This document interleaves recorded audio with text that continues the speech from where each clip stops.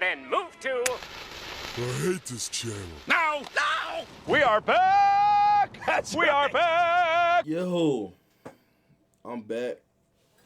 If y'all just tapping into the video, y'all see RJ Young. Hey, I love RJ Young. I watch a lot of his videos.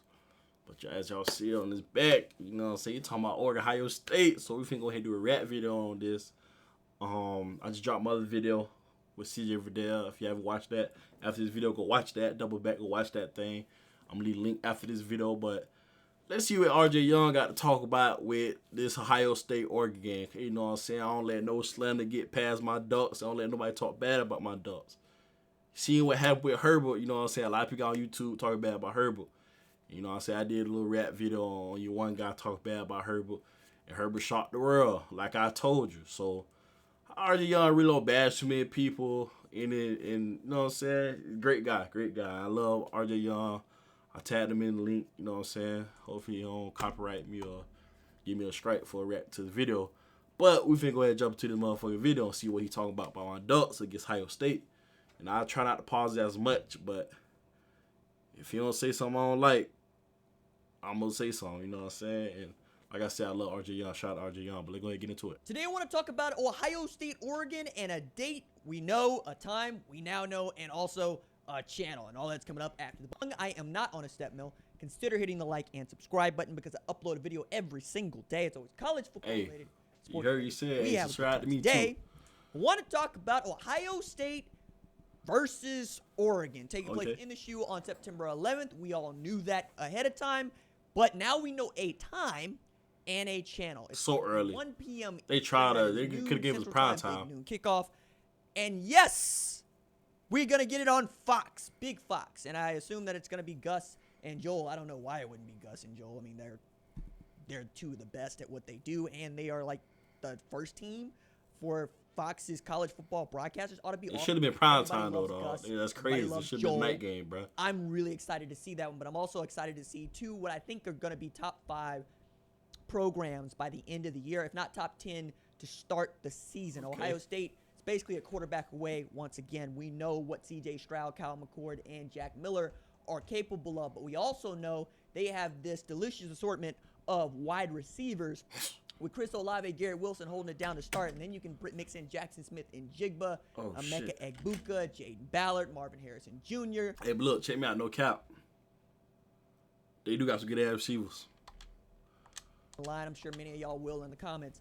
Tight end is also really interesting for me because Jeremy Ruckert might be, backed up by G. Scott Jr., and I'm a big G. Scott dude. I really enjoy watching him in high school. Can't wait to see him play a little bit more. Hey, you talking about Ohio State a little bit too much. You must forget who DJ Johnson is.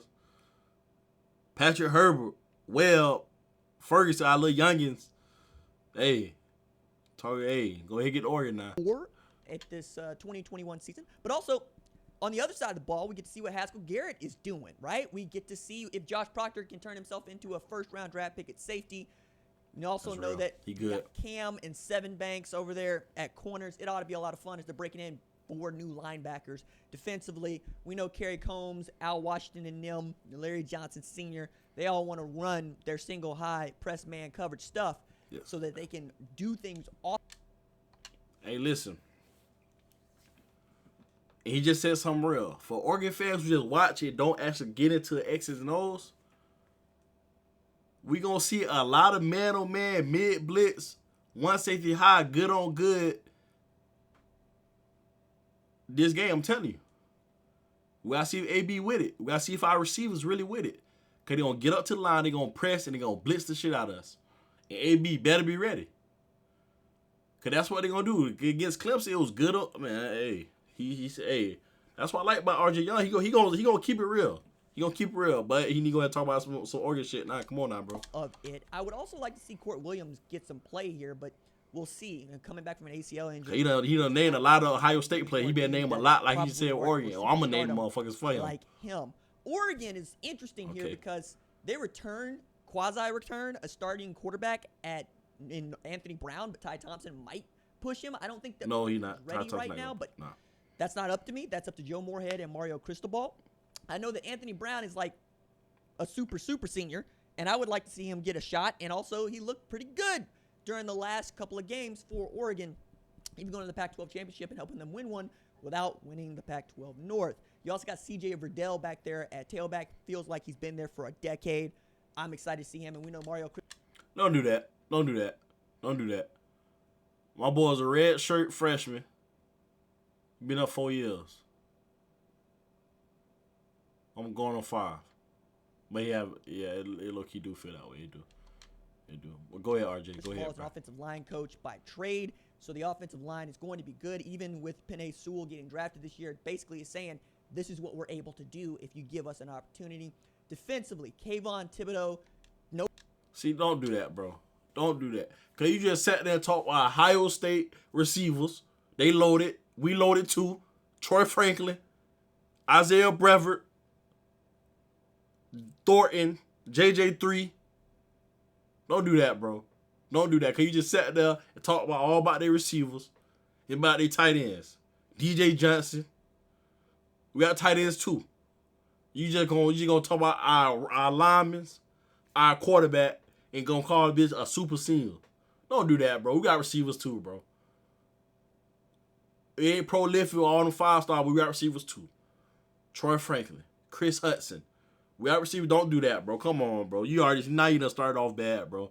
You done said 1 through the starting 5 tight ends, but gonna say the lineman AB, Verdell been there for 10 years, and gonna go straight to defense KT5. Don't do that, bro. But don't worry about it. Y'all sleep on us. I can tell you right now. We go ahead. You sleep though. We gonna wake that shit up real quick. Let's go ahead. With Sewell, Justin Flo, Dante Manning, like it could be epic at the shoe, and it is the game that. See, come on, bro. Come on. You ain't gonna mention about the guys we had go on to the NFL. Brady Breeze, Pickett, Lenore, Graham. You ain't gonna talk about Funa. You ain't gonna talk about Michael Wright. You said Dante Manning. You just going off big names, bro. RJ, if you watch the video, I love you, but come on, bro. Dante Manning is that guy. You need to be talking about who Michael Wright gonna lock up. Old Dave or Wilson. Garrett Wilson. Jamal Hill. Come on, bro. Come on. I see you kind of slime with Ohio State thinking they just gonna run away with it.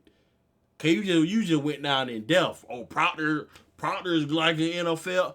We got some shit back there too. Brian Addison. Vernon McKinley.